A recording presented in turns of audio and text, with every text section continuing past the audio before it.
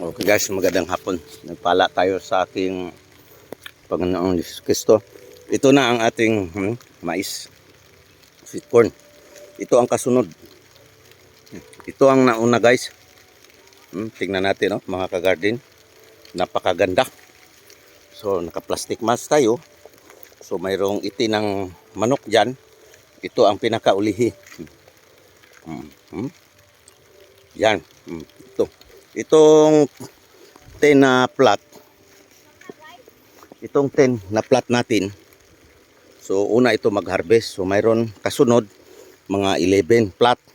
So mayroon pa dyan mga 11 plat. So 30 plots ito lahat. So ito na plat na ito. So posible kumukuha ito ng 200 puno. Itong isa ka plat. So 37 meters lang. Diyan kataas. Ito na guys. So ito i-plat natin. Lagyan natin ng mga chicken manure. So makuha tayo sa Zamboanga City yung 100 na sack na chicken manure. Ito half hectares ito guys. Ito na guys. Napakabulas.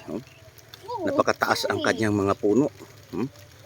Wala pang kuan pero kita mo guys. Hindi pa namulaklak pero